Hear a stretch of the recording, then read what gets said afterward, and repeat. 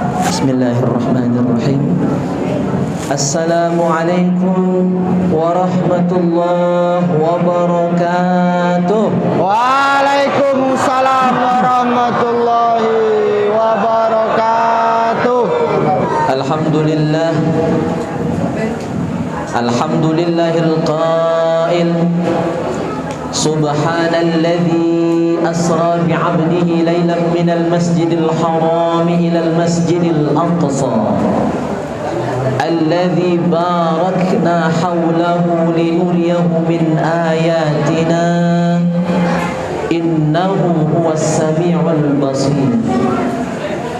Asyhadu an la ilaha illallah wahdahu la syarika lah wa asyhadu anna sayyidana Muhammadan abduhu wa rasuluhu la nabiyya ba'dah. Allahumma salli wa sallim wa barik wa karrim mu'azzim ala sayyidina Muhammad wa ala alihi wa sahbihi wa mawalah, amma ba'd. Ma'asyiral muslimin wa zumratal mu'minin rahimakumullah. Wabil khusus para alim ulama, tokoh agama, tokoh masyarakat, tokoh pemuda, dan tokoh-tokoh lain yang mohon maaf tak pacak akan disebutkan heko-heko. Ya, tokoh bangunan, tokoh apa lagi, dan lain sebagainya.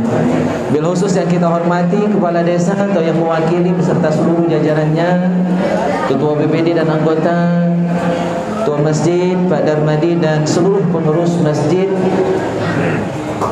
At-Taqwa dan masjid-masjid lain. Ini ada Adinda Nopin, ketua masjid Syuhada, Masjid Al-Jihad, dan masjid lain yang alhamdulillah hadir pada pertemuan kita pada malam hari ini. Bapak Ibu hadirin yang mulia, saya datang bersama rombongan.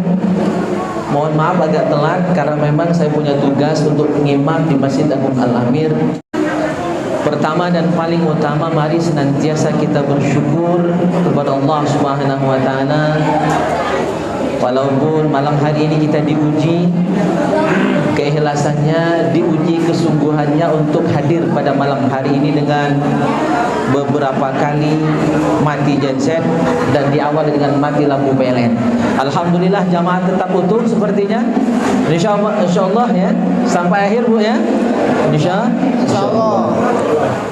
Yang kedua, mari senantiasa kita bersolawat kepada Rasulullah sallallahu alaihi wasallam.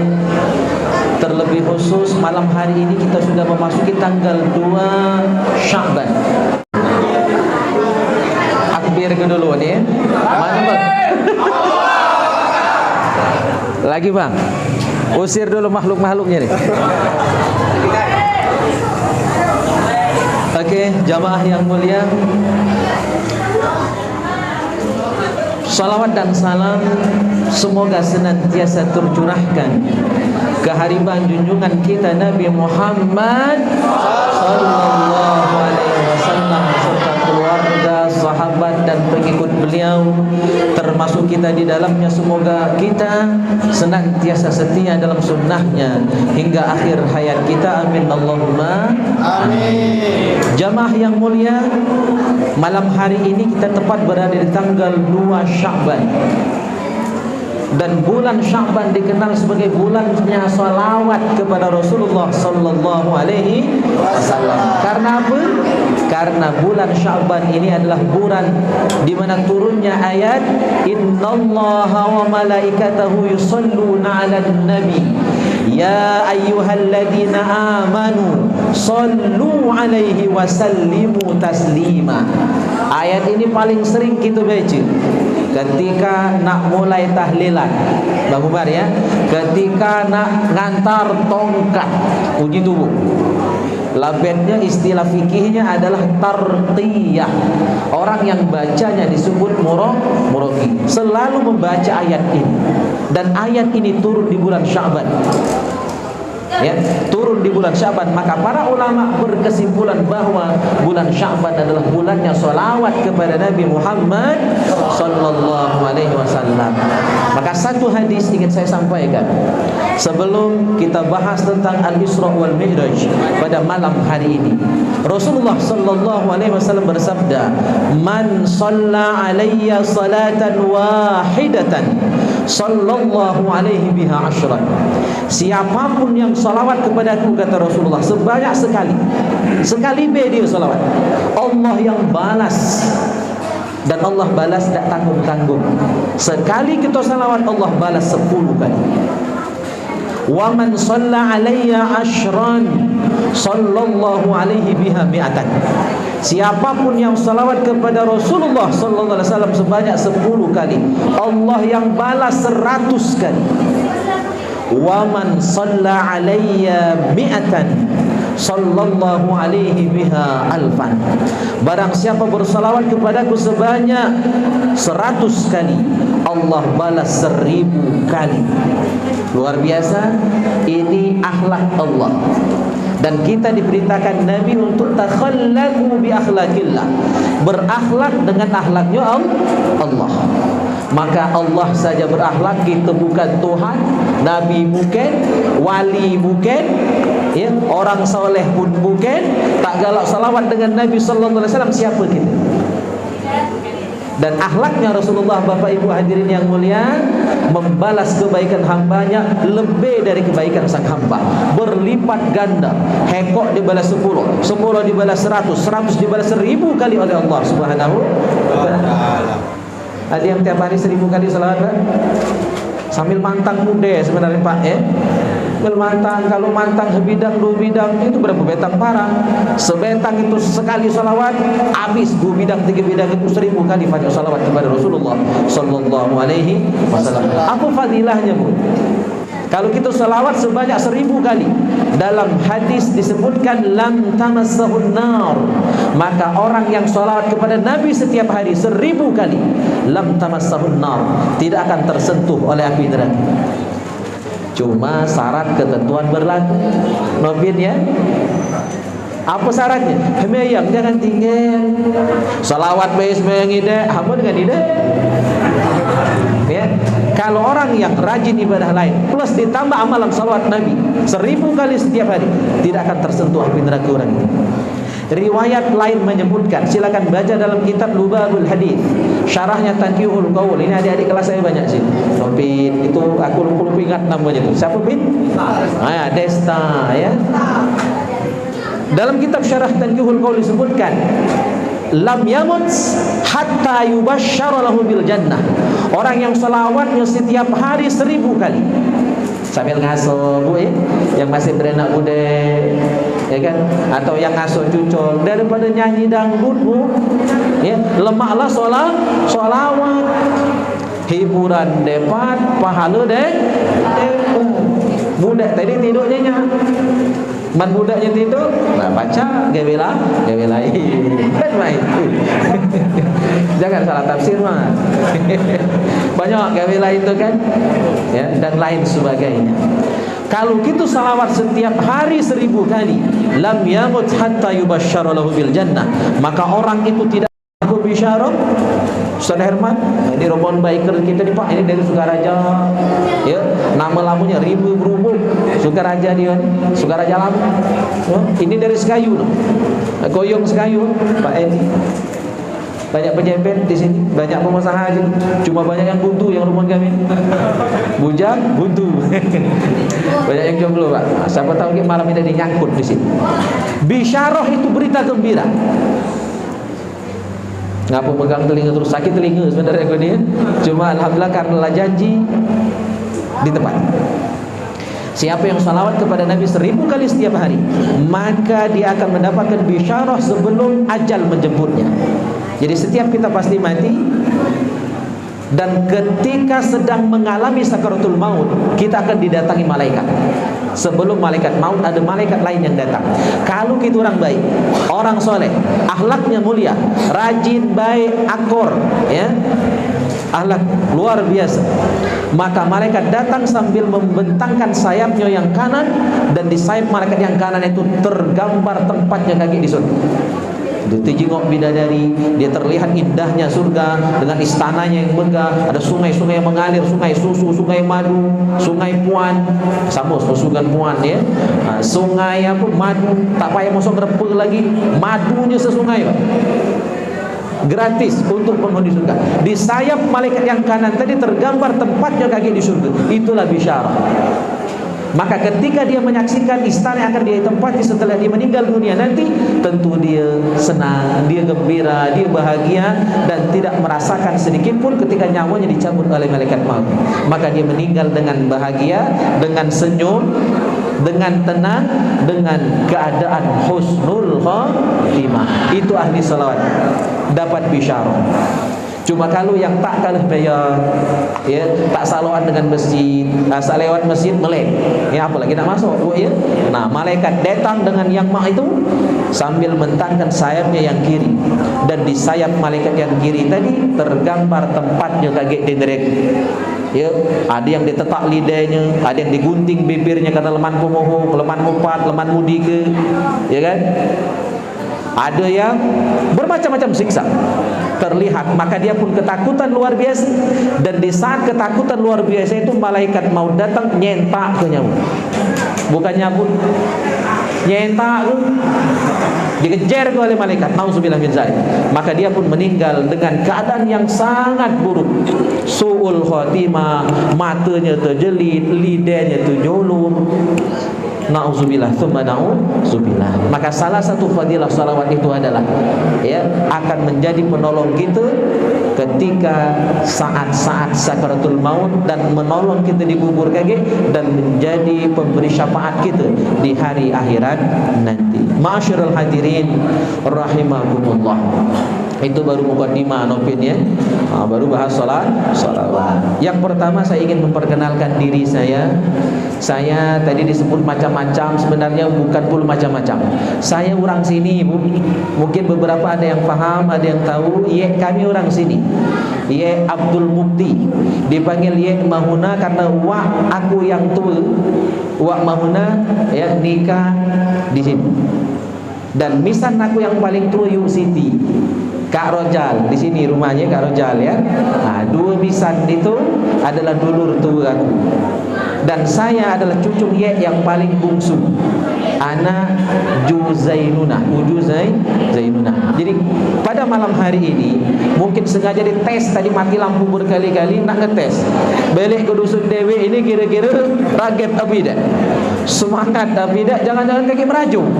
Ya, mati lampu tadi, nak mau lagi, tidak. Jadi saya pada malam hari ini kembali ke kampung halaman. Saya tidak lupa jati diri saya, asal usul saya asli sini. Ye kami sebelah mi orang sini, Nye orang Pangan Balai. Kalau sebelah Pak, Ye orang Lubahau, ya, Nye kami orang Lebung. Jadi saya ini lengkap, ada darat, ada laut, udara yang negatif, gitu ya. Kalau udara tu laju jin kaget kan. Jadi alhamdulillah pada momen Isra wal Mi'raj pada malam hari ini saya diizinkan untuk bertemu dengan sanak dulurku di sini. Saya yakin semuanya pasti masih sanak keluarga.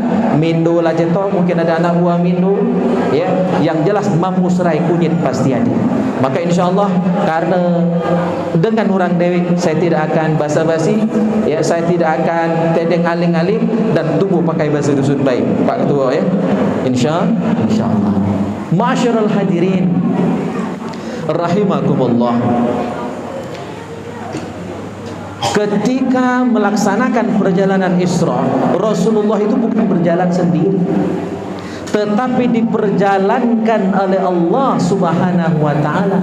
Kalau Allah yang melakukan, tidak ada yang mustahil, ya, semua tinggal kun fayakun. Maka Isra wal Mi'raj itu adalah mukjizat. Karena sesuatu yang bersifat mukjizat itu khariqul adat, khariqul aql, di luar adat, di luar kebiasaan, dan di luar nalar manusia pada umumnya. Maka Isra ini adalah peristiwa yang wajib kita imani.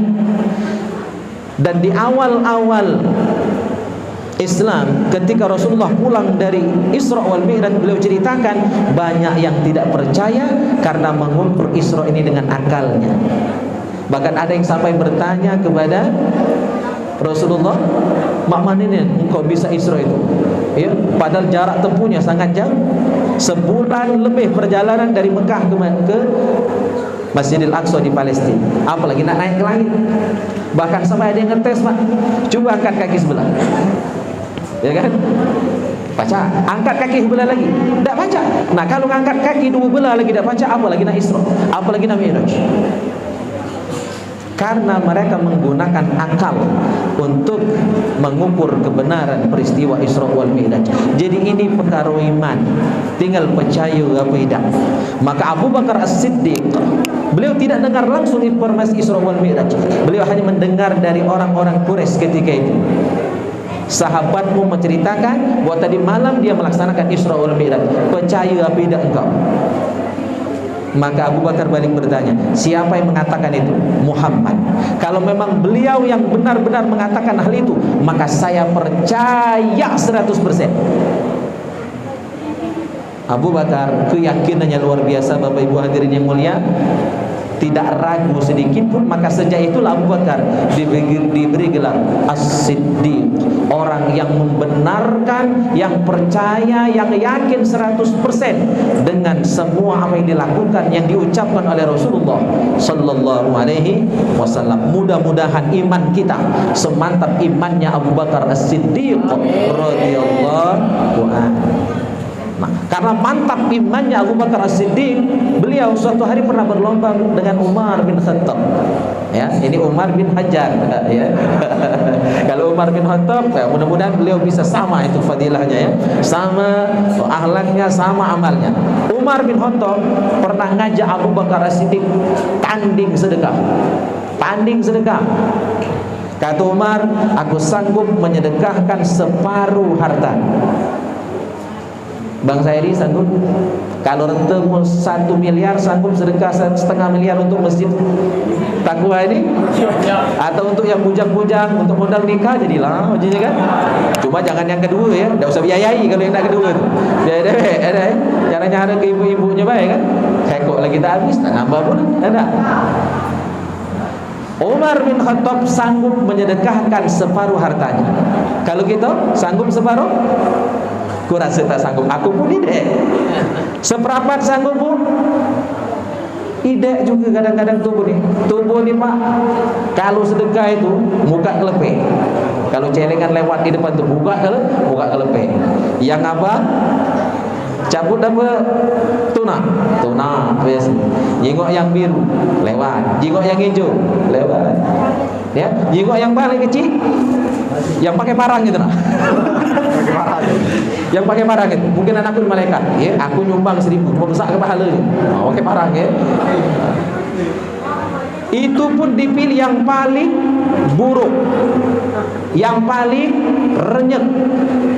Ya, biasanya itu duit dari toke iwa, ya kan? Buruk, busuk pun itu biasanya. Nauzubillah min dzalik, ya. Semoga tidak demikian. Umar sanggup sedekah separuh harta. Sementara Abu Bakar As-Siddiq menyedekahkan seluruh hartanya, tak katik bersisa kecuali baju dia, Pak. Maka Rasulullah pun berkata kepada Abu Bakar, wahai Abu Bakar, jangan gele-gele. Jangan gele-gele. Apa yang kau tinggalkan untuk anak istri? Apa kata Abu Bakar? Yang ku tinggalkan untuk anak istriku keimanan kepada Allah dan Rasulnya. Karena iman yang mantap, beliau tak ragu sedekah sampai habis harta. Karena selama kita masih hidup, rezeki kita pasti ada. Ya, selama kita masih ada umur, rizki kita pasti tetap dijamin oleh Allah Subhanahu wa taala. Wa ma min dabbatin fil ardi illa 'ala Allahi rizquha. Seluruh makhluklah dijamin rizki. Allah Subhanahu wa taala. Nah, ini sekilas tentang ya kehebatan amal solehnya Abu Bakar dan Umar radhiyallahu anhuma. Jamaah yang mulia, kita tidak akan bahas panjang-panjang, hanya dua hal. Yang pertama tamtsil, dan itu pun hanya beberapa. Yang kedua nanti intisari daripada Isra wal Mi'raj, itu salat 5 waktu. Yang pertama, Bapak Ibu hadirin yang mulia, ketika Rasulullah Isra, beliau melihat ada orang yang mekol kayu bakar, ya, sekebal besar dan berat dia mekolnya. Dia berjalan tertatih-tatih, dia berjalan terseok-seok, ya, susah, ngengkak-ngengkak, gak ada jadi berjalan. Tetapi begitu di depannya ada kayu bakar lain, dia ambil, ditambah lagi. Berjalan lagi ke depan, ada lagi kayu, diambilnya lagi. Jadi bebannya tambah berat, bawaannya tambah berat. Maka Rasulullah heran, kok ada orang yang demikian.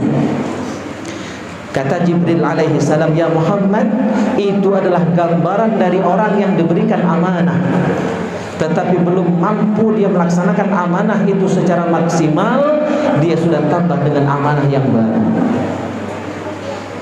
Jamaah yang mulia, amanah itu berat. Ya, tak usahkan kita labu lagi, labu bini, berenak, berjucor, ditambah jabatan-jabatan dan lain sebagainya. Kita tak kati siapa-siapa selain diri kita. Kita masih jomblo, kita masih bujang, masih gadis yang gadis. Diri kita baik itu sudah amanah dari Allah Subhanahu wa taala. Tangan ini amanah, hidung, mata, telinga, mulut, ya, otak kita, hati kita adalah amanah dari Allah Subhanahu wa taala. Pacak dak bawa diri gitu ini. Tangan kita pacak dak kita gunakan untuk melakukan kebaikan, atau justru yang digunakannya maling helok, misalkan maling berkuat, atau yang pedagang maling timbangan barangkali kan. Nauzubillah. Ya, maling tanah, ngemin, minyak patok misalnya kan. Nauzubillah. Ya. Jadi badan kita ini sudah amanah. Belum tentu kita sanggup kadang-kadang menjalankan amanah berupa panca indera ini. Dan hati-hati dengan amanah dari Allah Subhanahu wa taala. Idza duyi'atil amanah fantazirish sya'an.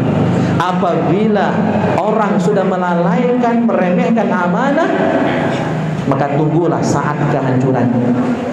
Maka mohon maaf tadi tidak bisa isak di sini, karena saya pun lagi belajar, Bapak Ibu hadirin yang mulia, belajar menjalankan amanah. Amanah begitu banyak. Imam di Alamin, ngajar di Ujung Tanjung, ngajar di Ahlul Qura, ngajar 18 lebih kurang majelis taklim yang saya asuh saat ini. Mina juga kawan-kawan di Baiker fisabilillah. Ya Allah, itu kadang-kadang ada yang terlalaikan. Maka kalau belum bisa melaksanakan, lebih baik berkurang. Kalaulah sudah diterima, maka usahakan dijalankan secara maksimal. Maka ditahan kena waksengan, ya, kalau memang sudah siap menerima amanah tadi. Ya, nama bini itu amanah, bini heko lagi dah habis, dan belum tentu kita bisa melaksanakan amanah dengan baik. Nama anak, ya, itu pun amanah dari Allah Subhanahu wa taala, dan semuanya nanti akan dimintai pertanggungjawaban oleh Allah Subhanahu wa taala. Kullukum ra'in wa kullu ra'in mas'ulun an ra'iyatihi. Apalagi itu lanang ini, Bapak Ibu hadirin yang mulia, yang lanang ini berat. Kalau ibu-ibu nanti di akhirat yang ditanya cuma salat ibu-ibu saja. Salat laki tidak ditanya, salat anak tidak ditanya, Bu. Itu tentang ibu-ibu. Ya, di akhirat nanti yang ditanya hanya tentang sholat ibu-ibu saja. Walaupun anak banyak, anak 10, tidak ditanya sholat anak-anak ibu yang 10 itu. Tetapi para pria, kepala rumah tangga, ya, bujang-bujang siap-siap. Oh, ini masih bujang kan? Siap-siap. Kalau siap berbini, siap berenak kaget, maka di akhirat nanti sebagai tanggung jawab seorang kepala rumah tangga, sebagai amanahnya, maka dunia akhirat dia bertanggung jawab. Yang ditanya sholat dirinya, sholat istrinya, dan sholat anak-anaknya, serta sholat semua yang ada di rumah itu. Dia ada pembantu 5 misalnya, saking kaya, seluruhnya akan ditanya. Pembantu yang 5 tadi sembahyang Nabi dan itu berangkat tanggung jawab seorang laki-laki. Ku anfusakum wa ahlikum naro. Jagalah dirimu dan keluargamu dari api neraka. Ayat itu khitabnya untuk jantan. untuk kepala rumah tangga. Nyesal tak jadi lanang. Nyesal tak balik ke baca kalau dah baca belajar untuk menjalankan amanah dari Allah Subhanahu wa taala dan menjalankan amanah itu dengan ilmu. Tanpa ilmu mungkin kita akan melalaikan yang namanya amanah dari Allah Subhanahu wa taala. Yang kedua, Rasulullah dalam perjalanan Isra-nya beliau melihat ada orang yang bertanaman, nabur ke benih, saat itu langsung tumbuh, langsung berbuah, dan langsung dia panen buahnya hari itu juga. Dan begitu dia panen, dia petik buahnya, langsung berbuah lagi. Ya, dia ambil berbuah, dia ambil berbuah, sudah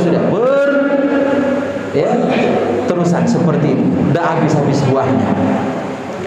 Maka kata Jibril alaihissalam, ya Muhammad, ini adalah balasan bagi orang-orang yang berjuang di jalan Allah. Dan orang yang berjuang di jalan Allah bukan cuma orang yang perang seorang kafir. Bapak ibu nyari nafkah untuk keluarga itu pun termasuk mujahid fisabilillah. Bangun pagi sampai petang, sampai malam kadang baru balik demi nyari. Sampai P10 pergi pagi, pulang petang, pinggangnya pegel-pegel, pendapatan pas-pasan, masih butuh tulang. Ya, itu kecapean, kesengalan dalam mencari nafkah ini Bapak Ibu hadirin yang mulia, itu termasuk jihad fisabilillah. Sesuai dengan sabda Nabi, man sa'a ala nafsihi liya'iffaha fahuwa fisabilillah. Siapa yang nyari duit untuk dirinya dewek, kan masih bujang, masih gadis, maka dia nyari nafkah untuk dirinya, itu pun jihad fisabilillah. Wa man sa'ala walidayhi liya'ifahuma fahuwa fisabilillah. Barang siapa mencari nafkah untuk orang tuanya, dia nanggung nafkah bakminya, orang tuanya, mertuanya, dia tanggung nafkahnya. Orang tuanya sakit, dia yang membayar. Belum pergi haji, dia yang naikkan. Belum umroh, dia yang naikkan umroh orang tuanya. Maka anak yang demikian pasti anak yang saleh dan salehah. Dan perjuangan dia itu termasuk jihad fisabilillah. Dapat tahan. Wa man sa'a ala iyalihi liya'iffahum fahuwa fisabilillah. Barang siapa mencari nafkah untuk keluarganya, anak istrinya, maka itu pun jihad fisabilillah. Yang salah itu wa man sa'a mukathiran wa mufakhiran fa huwa fi sabili syaitan. Yang salah itu adalah Bang Umar, yang nyari duit niatnya cuma untuk ditompok-tompok, cuma untuk dibangga-banggakan, tapi kira, tapi pelit, nauzubillah. Nah ini yang bukan fi sabilillah, fa huwa fi sabili syaitan, dia berada di jalan setan. Ini yang kedua.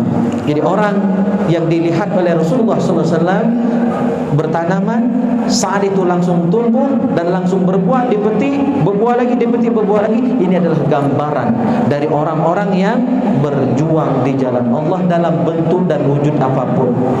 Dia membela agama Allah, dia menghidupkan majlis taklim, dia meramaikan dan membangunkan masjid takwa ini, itu pun termasuk mujahid fisabilillah. Termasuk juga yang mencari nafkah untuk keluarga, sampai banting tulang, menteras keringat, pergi ayam yang berbukuh, baliknya ayam nyangkuk, saking semangatnya dia nyari duit, maka itu pun jihad fisabilillah. Tapi ada syarat, supaya nyari duit, dapat duit, dan dapat pahala di sisi Allah Subhanahu wa taala, ada 5 syarat. Nomor 1, alla yuakhiru syai'an min faraidillah, dia tidak melalaikan tugasnya sebagai hamba Allah. Sembahyang tetap digawekan walaupun sibuk mencari. Yang kedua, la yu'li ahadan min khalqillahi ta'ala li ajlil kasbi. Ketika dia bekerja, tak nyakiti kawan, demi naik pangkat jabatan, tak sikul kiri, tak sikul kanan, tak saling jehen ke, tak saling fitnah. Silakan dia naik pangkat jabatan setinggi mungkin, silakan. Kalau dia bisnis, majulah berbisnis sehebat-hebatnya sampai go internasional. Tapi jangan nyampai ke, jangan menjatuh ke kawan bisnisnya. Silakan sama-sama naik tanpa harus menyakkan orang lain. Yang ketiga, alla yajhada nafsahu indal kasbi, tidak berlebihan dalam begawe sampai lupa waktu. Ya, kadang-kadang lupa anak bini, tak sebelian, labanya berbini lagi. Na'udzubillah. Padahal nak nyari duit itu ya untuk anak bini. Kenapa lupa dengan anak bini? Ya kan? Kadang tak sempat nak pergi Isra Mi'raj. Ngapa? Mantang tengah dulu. Ya Allah. Tak sempat yasinan, tak sempat konangan, tak sempat berjamaah. Ngapa? Sibuk nyari duit tadi. Maka kalaupun dapat tak berkah. Itu yang ketiga. Ya, kalau nak dapat duit, duitnya berkah dan dapat pahala. Yang keempat syaratnya kata Al-Faqih Abu Laits As-Samarqandi ayyaqsuda bikasbihi istighfafan li nafsihi wa li iyalihi. Niatkan waktu begawe untuk apa? Menjaga kehormatan keluarga. Kalau kita tak begawe sebagai suami, anak bini makan nanggung. Lah juga kita ditanggung orang tua terus, ditanggung mertua terus ke rumah. Ya kan? Jadi menjaga kehormatan diri kita dan keluarga kita. Yang kelima, alla yara rizqahu minal kasbi walakin yara ar-rizqa minallahi ta'ala wal kasbu sababan. Wajib kita punya keyakinan bahwa rizki itu datangnya dari Allah, bukan dari pekerjaan. Pekerjaan hanyalah sebab yang mendatangkan rizki dari Allah Subhanahu wa ta'ala. Ini cak udah sultan. Ini tok kemas ini Pak. Ya, alhamdulillah tadi ditumpangi beliau datang ke sini. Wajib kita apapun usaha kita, nak mantang, nak berdagang, nak pegawai, honor ataupun PNS, semua itu cuma wasilah. Semua itu cuma lantaran. Yang beri rizki Allah, bukan bos kita, bukan pimpinan kita, bukan gawean kita, bukan dagangan kita, bukan kebun para kita. Itu cuma wasilah, itu cuma lantaran. Wajib kita yakini, seyakin-yakinnya bahwa rizki kita datang dari Allah Subhanahu wa ta'ala. Nah, kalau 5 syarat ini terpenuhi Bapak Ibu hadirin yang mulia, maka gawe kita insyaallah berkah dan baca mendapatkan pahala dari Allah Subhanahu wa ta'ala. Yang ketiga dan mungkin ini yang terakhir, tapi langsung masuk ke dalam intinya, yaitu masalah sholat di waktu. Rasulullah melihat, Bapak Ibu hadirin yang mulia, ada orang yang megang batu yang sangat besar, dan dengan batu tadi digunakan untuk ngecak kepalanya dia. Ya, memukul kepalanya sendiri sampai pecah. Begitu pecah, kepalanya dibulatkan lagi, dipecahkannya lagi. Sudah itu hancur, remuk kepalanya, dipecahkannya lagi, berkali-kali seperti itu. Maka malaikat Jibril menjelaskan kepada Nabi Muhammad SAW bahwa ini adalah gambaran dari orang yang berat kepalanya waktu di dunia dulu, nak melaksanakan sholat 5 waktu, berat nak sembahyang. Ya, padahal azan berkumandang 5 waktu, rumahnya dekat masjid, kadang-kadang na'udzubillah masih tak tergerak hatinya untuk memenuhi panggilan Allah Subhanahu wa ta'ala. Maka harap menjadi perhatian kita semua Bapak Ibu hadirin yang mulia, ada sabda Nabi sallallahu alaihi wasallam yang mudah-mudahan membuat kita jadi takut untuk meninggalkan salat ini. Rasulullah bersabda, "Man laqiyallah wa huwa mudayyi'un lis-salati." Barang siapa berjumpa dengan Allah dan dia dalam keadaan meninggalkan salat 5 waktu, tak sempat dia kodok, meninggal, maka orang yang demikian lam ya'ba'illahu bisyai'in min hasanatihi, maka Allah tidak akan menerima sedikit pun amal kebaikannya.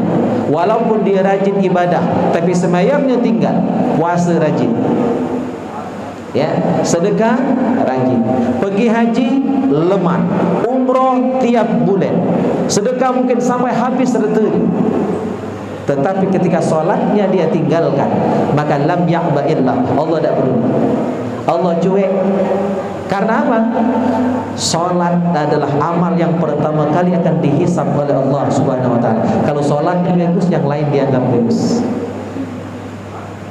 Makanya wajar kalau sampai Rasulullah bersabda, Bapak Ibu hadirin yang mulia, as-salatu imaduddin, solat itu tiang agama. Apa arti tiang? Kalau diangkakan, tiang itu bagaikan angkasa. Jadi Rasulullah ingin bilang, solat itu bagaikan angka 1, ibadah lain bagaikan angka 0. Angka 0 tidak akan berfungsi. Ini orang bank, ya, keamanan bank BRI Pangkalan Balai.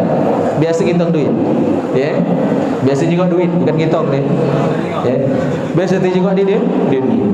0 tidak akan berfungsi tanpa ada angka 1 di depan.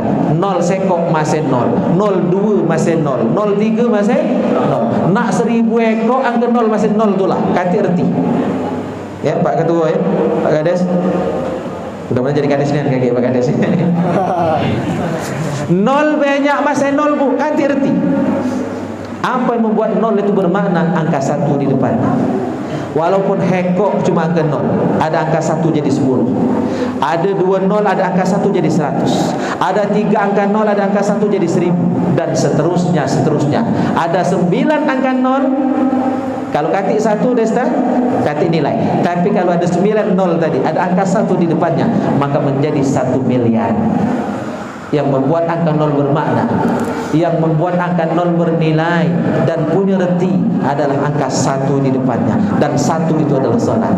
0 tadi ibadah selain salat.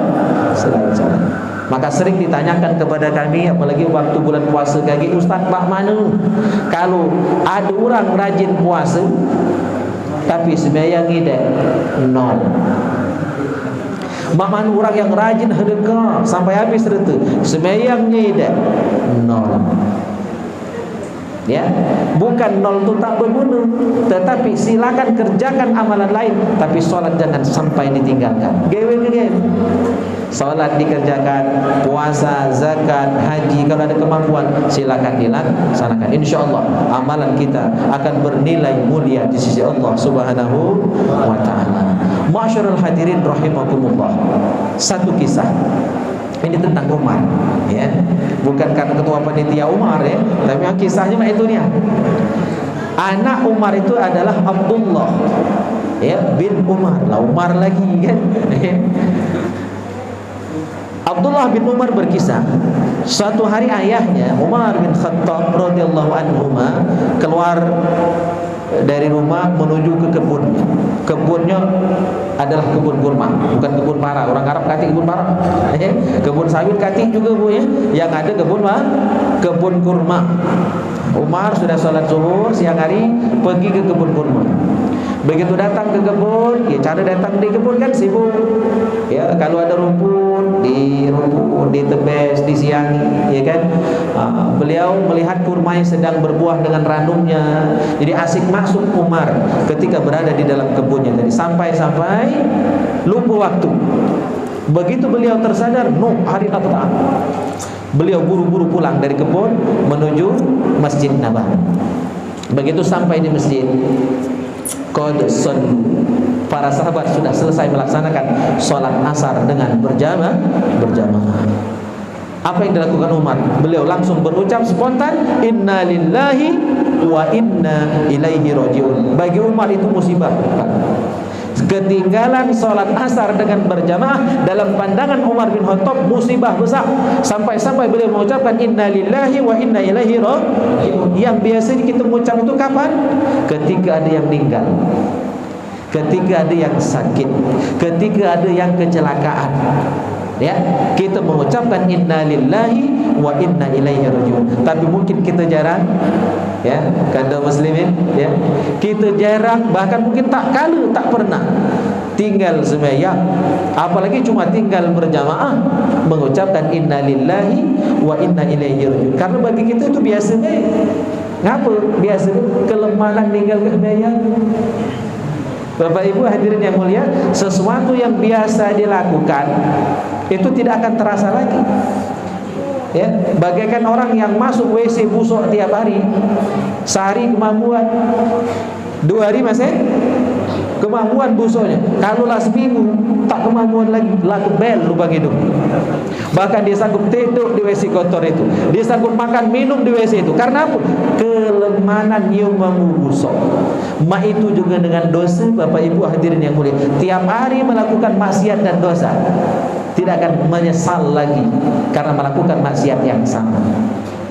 Maka hati-hati Jangan sampai terlena kelemahan melakukan maksiat atau keseringan meninggalkan ketaatan kepada Allah Subhanahu wa taala. Umar bin Khattab, bukan Umar bin Hajar ya, termasuk orang yang masih peka dan jarang meninggalkan jamaah. Maka begitu sekali saja meninggalkan salat berjamaah, beliau kaget, lantas mengucapkan inna lillahi wa inna ilaihi raji'un. Setelah itu, usyahidukum ya ashabi, kata beliau, saksikan oleh kalian wahai para sahabatku, kebun kurmaku tadi kuwakafkan untuk fakir miskin.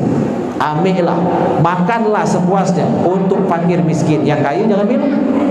Bantu boni, apalagi saat musim BLT, yang kaya kan aku miskin kali ini. Ada Pak Kades ya kan, berebut itu. Pas nak bagi apa zakat itu hamu baik itu lagi. Ya, Allah Akbar. Nauzubillah min dzalik. Umar karena menyesalnya beliau sudah ketinggalan salat berjamaah tadi, mewakafkan kebun kurmanya. Ada yang sanggup kayak ini? Ya, gara-gara mantang balik kesiangan. Itu cetalannya itu, Kak Muslim ya. Mantang balik kesiangan. Ya, balik jam 3 zuhur, laujung itu. Dari asar jam 3 seperempat. Kira-kira ada tak yang sanggup nak ambil lagi pun barang itu?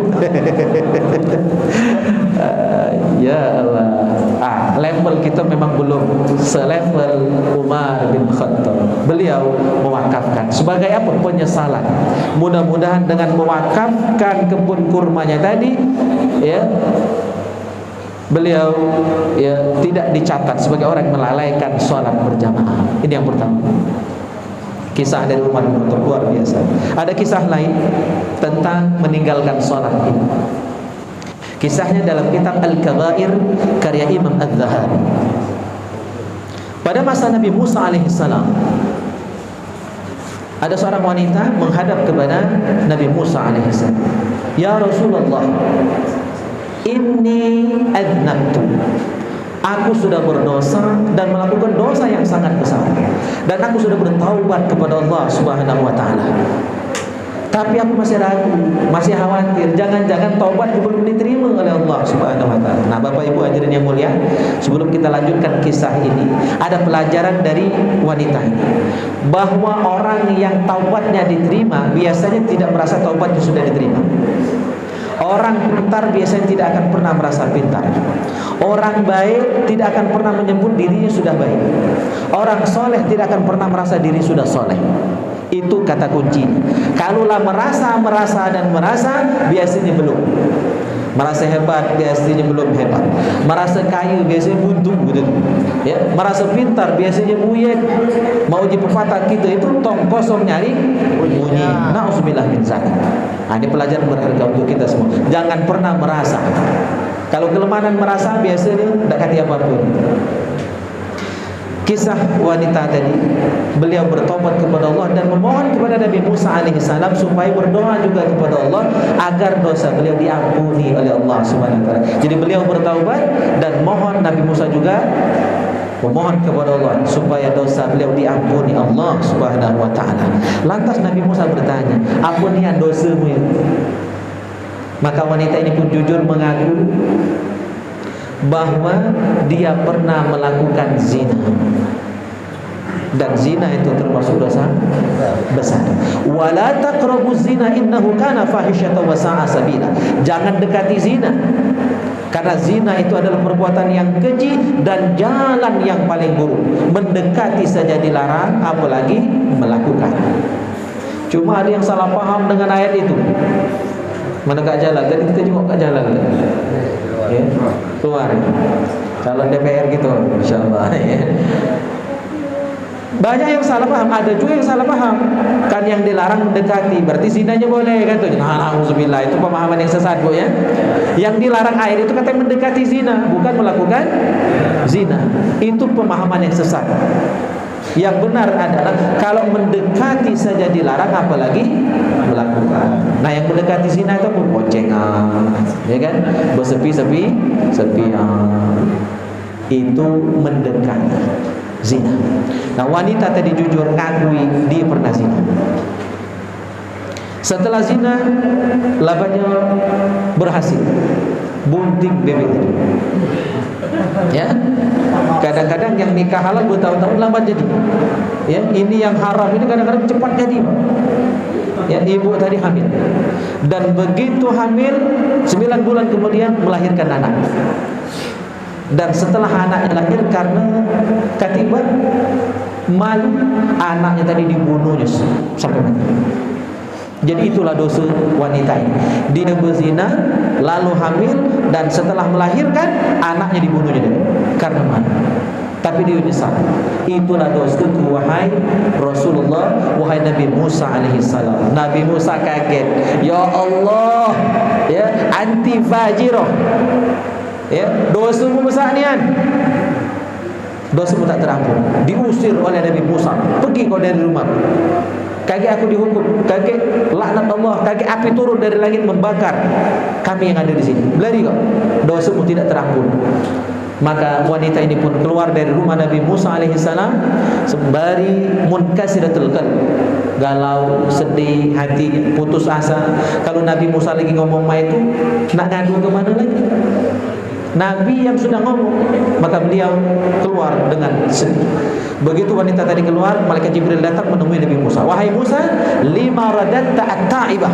Kenapa wahai Musa engkau menolak, mengusir wanita yang mau bertaubat ini? Karena memang dosanya besar. Zina itu dosa besar. Bunuh itu dosanya besar. Membunuh, Bapak Ibu hadirin yang mulia, dalam kitab Al-Kabair itu termasuk salah satu dari 70 dosa besar. Ada 70 dosa besar. Nomor 1 syirik, nomor 2 bunuh, nomor 3 sihir, nomor 4 meninggalkan sembahyang. Itu urutan dosa besar. Syirik, ya, yang kedua membunuh, yang ketiga sihir, berdukun, yang keempat meninggalkan sembahyang. Jadi meninggalkan sembahyang dosa besar urutan nomor 4. Wanita ini tadi berzina dan membunuh anaknya sendiri. Dan dosa membunuh itu, Bapak Ibu hadirin yang mulia, faka'annama qatalan nasa jami'ah. Membunuh satu orang nilainya dosanya sama dengan membunuh seluruh orang di dunia yang tidak bersalah. Nauzubillah. Saking besarnya dosa membunuh.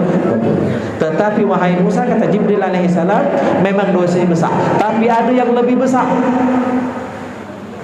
Ya, ada yang lebih besar dosanya daripada orang yang wanita ini. Siapa? Tarikus salati amidan wa muta'ammidan. Yang dosanya jauh lebih besar dari wanita itu adalah orang yang sengaja meninggalkan sembahyang.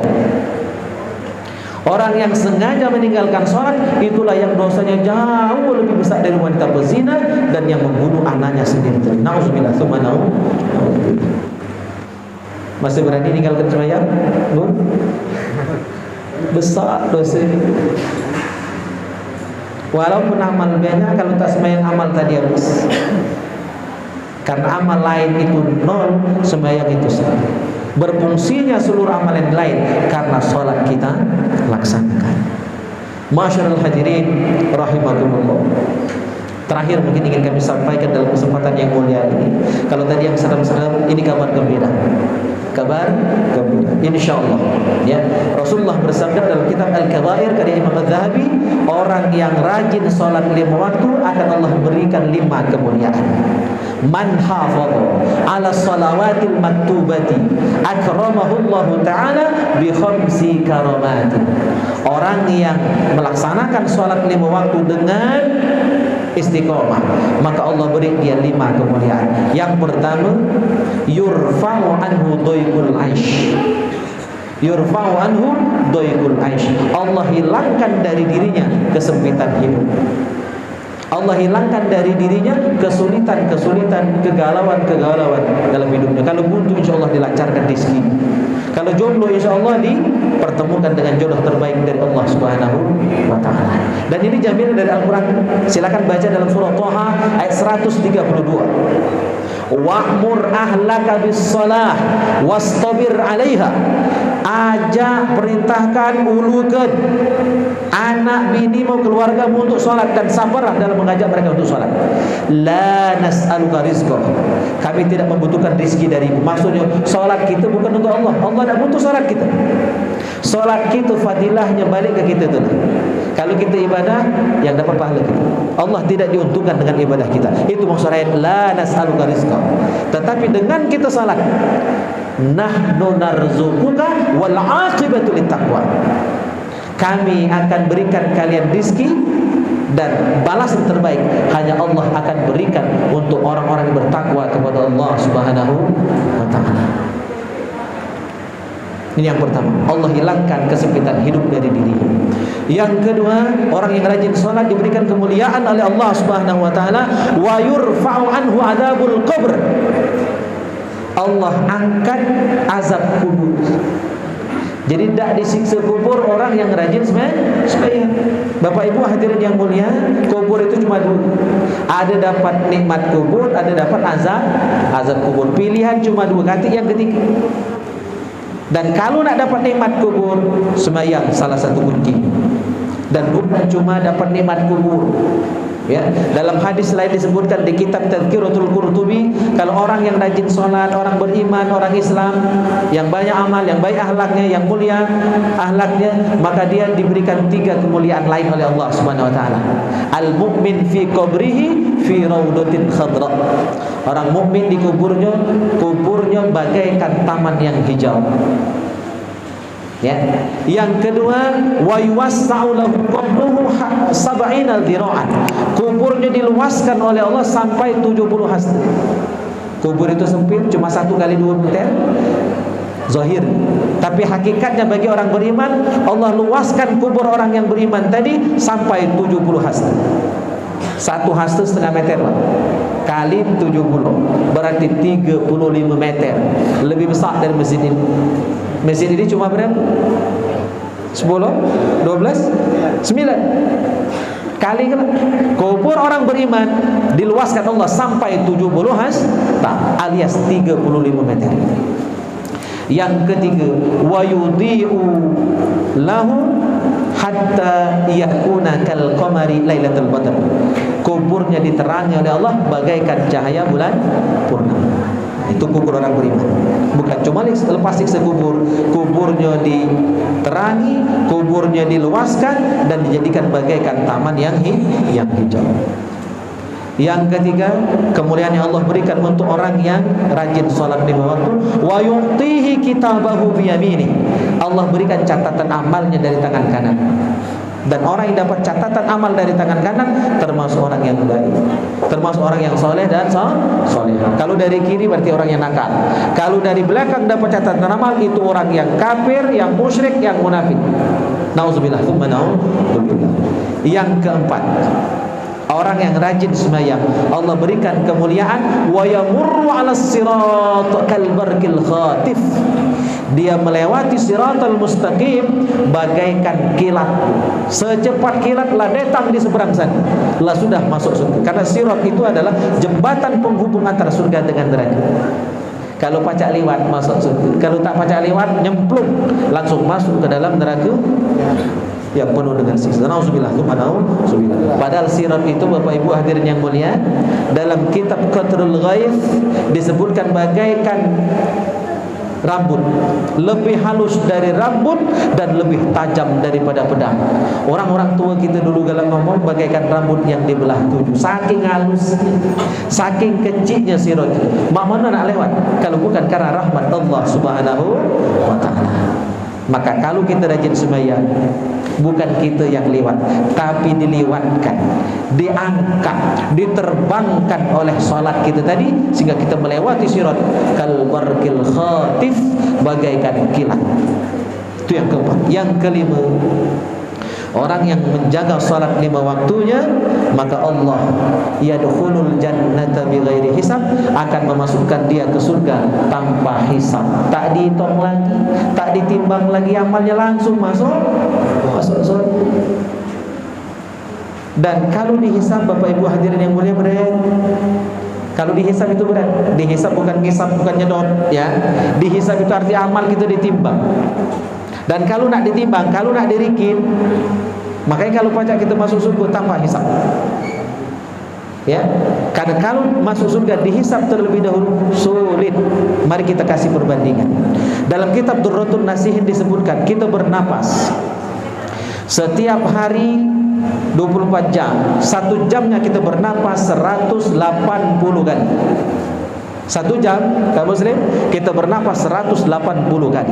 Kali 24 jam. Kita tidur kan masih bernapas. Apa tak bernapas waktu tidur? Berarti mati ibu ya. Jadi kita bernapas baik jaga ataupun tidur. Berarti 180 kali kita bernapas kali 24 jam. Nah, kali gelang. Mantak salah hitungannya, Desta. Ya. 4.320 kali.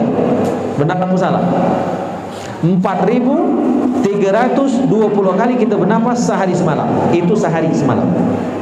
Dan kalau itu nanti dihisab oleh Allah Subhanahu wa taala di akhirat nanti, ayyu amalin amilta fi khurujihi wa dukhulihi. Di akhirat nanti setiap tarikan napas kita akan ditanya oleh Allah. Itulah hisab. Hisab itu ditanya, dimintai pertanggungjawaban oleh Allah Subhanahu wa taala. Setiap satu tarikan napas akan ditanya oleh Allah, ayyu amalin, amal apa amilta yang sudah engkau laksanakan fi khurujihi pada waktu mengeluarkan napas, wa duhulihi dan waktu narik napas. Narik napas ditanya, amal apa, ngeluarkan napas juga ditanya. Makanya guru-guru kita, wali-wali Allah dulu, setiap tarikan napas tu berzikir terus. Narik napas Allah, ngembus ke dia Allah, Allah. Kayak Sulaiman yang sangat terkenal, itu kalau makan munyai sampai 33 kali mulutnya, tapi batinnya zikir Allah, Allah, Allah. Karena jaga napas. Kalau napas tadi, ya, narik napas, ngembus ke napas, tidak ada zikir di dalamnya, itu berat hisabnya di akhirat kita. Maka artinya Bapak Ibu hadirin yang mulia, kalau nak dihisab, sehari kita nak lewat, sehari nak masuk surga. Itu untuk jatah 1 hari. Berarti kita harus menjawab pertanyaan. Dari bernapas tadi 4.320, berarti menjawab 2 pertanyaan.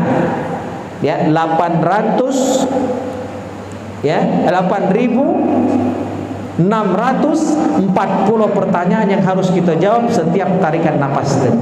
Alangkah berat. Lebih sara dari tes nak jadi PNS, lebih sara dari tes nak jadi ketip. Beliau jadi ketip dulu ditanya juga oleh KUA. Berat bu, berat. Ya, nauzubillah. Maka satu-satunya harapan kita adalah berdoa. Semoga Allah Subhanahu wa taala tidak menghisab kita. Ya, semoga Allah Subhanahu wa taala memasukkan kita ke surga tanpa hisab. Salah satu caranya rajin salat 5 waktu. Dan yang masuk surga tanpa hisab itu Bapak Ibu hadirin yang mulia dikit. Cuma 70.000 orang. Cuma 70.000. Masuk tak kita kira-kira. Yang ngomong ini belum tentu masuk. Pak Sekdes, ya, yang ngomong ini belum tentu masuk. Yang 70.000 itu ke jalan, tu aduh jalan banyak, intah inilah banyak kan, belum tentu masuk. Karena apa?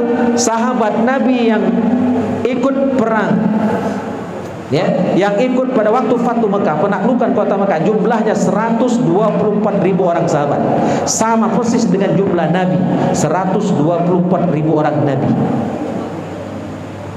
Ya, dan sahabat Nabi seluruhnya dijamin masuk surga. Kalau 70.000 berarti sahabat pun berebut naik masuk 70.000. Berarti jumlahnya sedikit. Maka karena dikit, Rasulullah berdoa kepada Allah, minta tambah kuotanya itu dikit dari 70.000 itu ya Allah. Maka doa Rasul dikabulkan Allah. Akhirnya 70.000 tadi bisa memberikan syafaat untuk 70.000 orang lagi.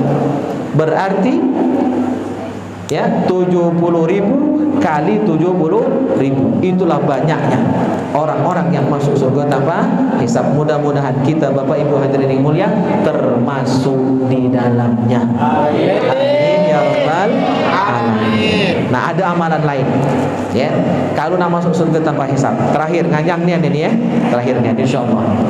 Dalam kitab Syaraful Ummatil Muhammadiyah ada satu hadis ingin saya sampaikan terkait dengan masuk surga tanpa hisab. Rasulullah bersabda, "Thalathatun la yahuluhum al-faza'ul akbar wa la yanaluhumul hisab wa hum ala kutubin minal miski hatta yufragha min hisabil khalaiq." Ada 3 golongan yang akan selamat pada hari kiamat nanti dari huru-hara pada hari kiamat.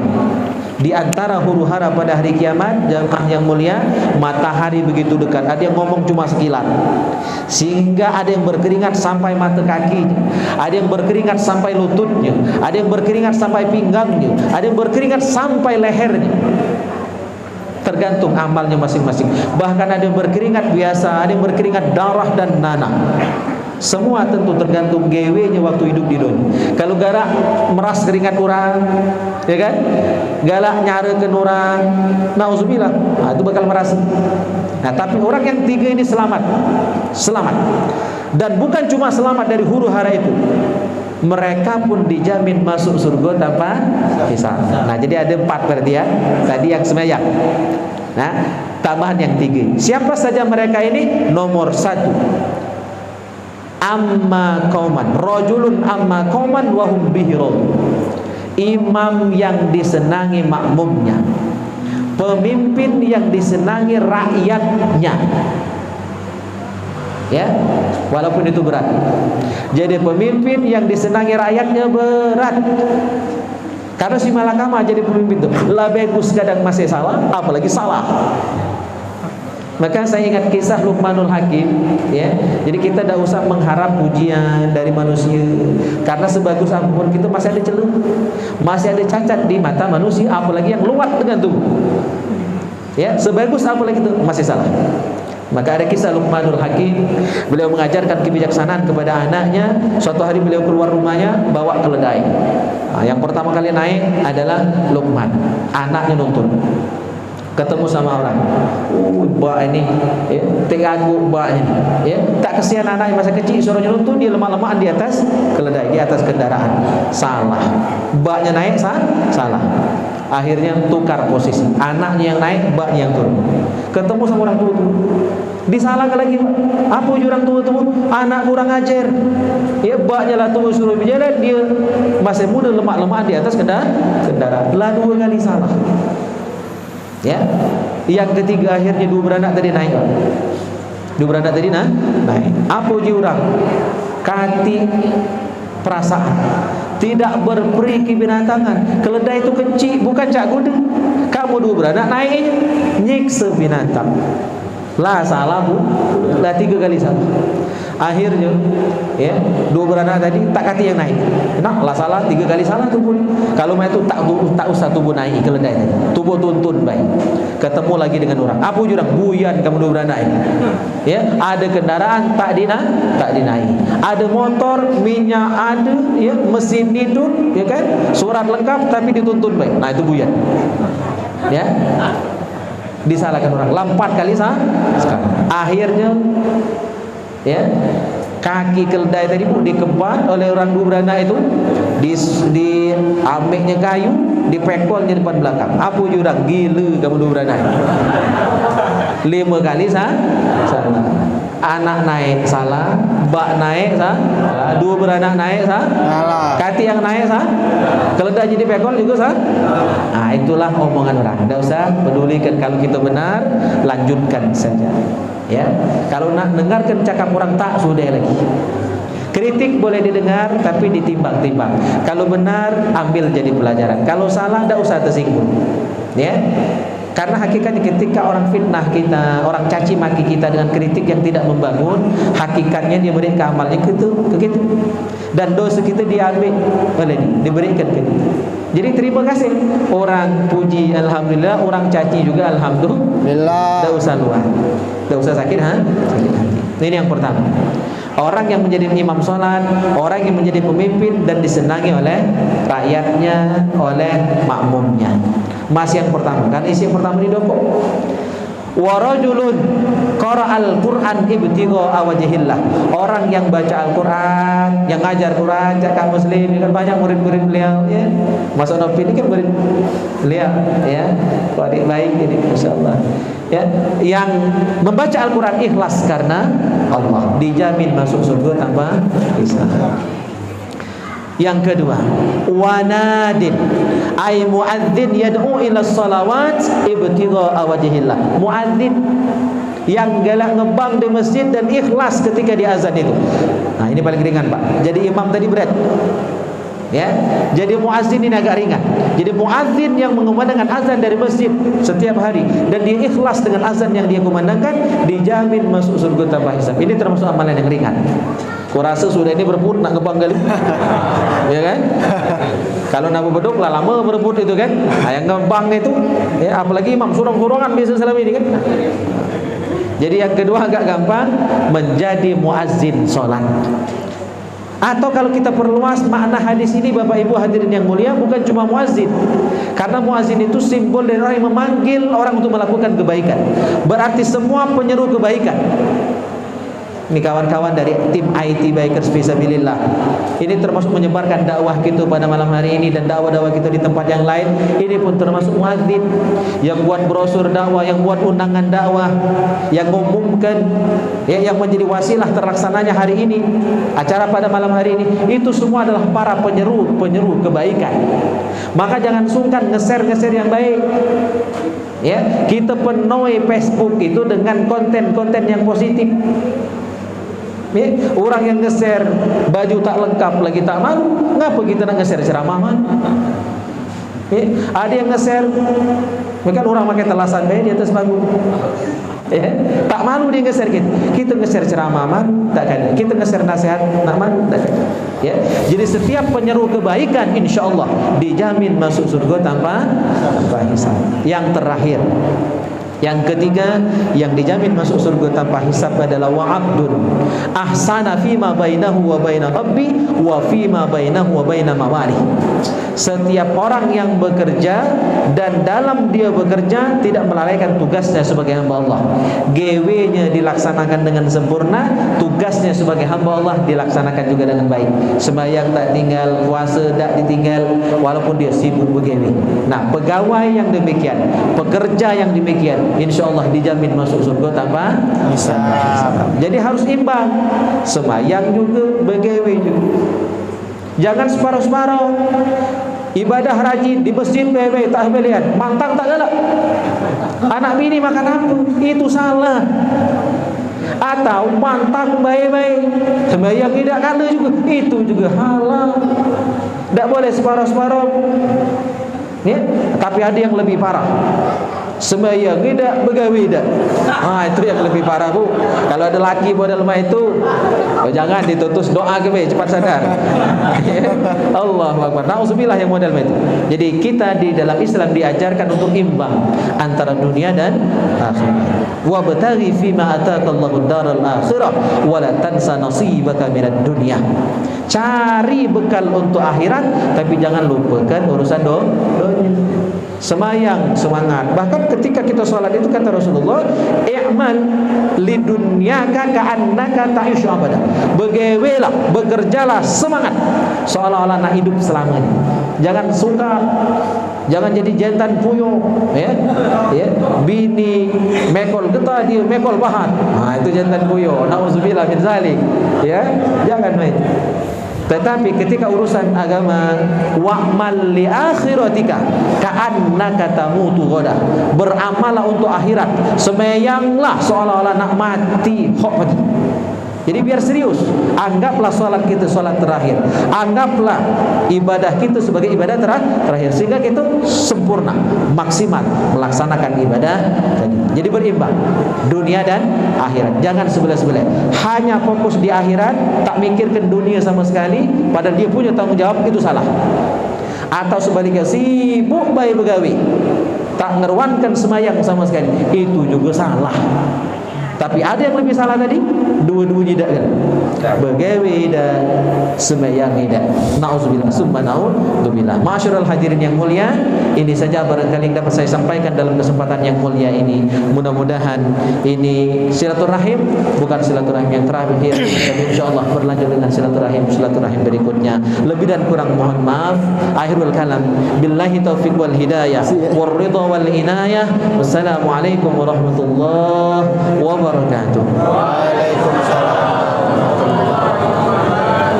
Bapak Ibu jamaah yang berbahagia, berbahagia. Itulah tadi untayan hikmah yang telah disampaikan oleh Al-Ustaz Taharudin Sa'yan SPDI. Mudah-mudahan apa yang telah disampaikan dapat kita amalkan dalam kehidupan kita sehari-hari, khususnya di dalam ngerjakan salat 5 waktu. Mudah-mudahan kita senantiasa istiqomah dalam melaksanakan ibadah salat 5 waktu. Acara selanjutnya yaitu doa.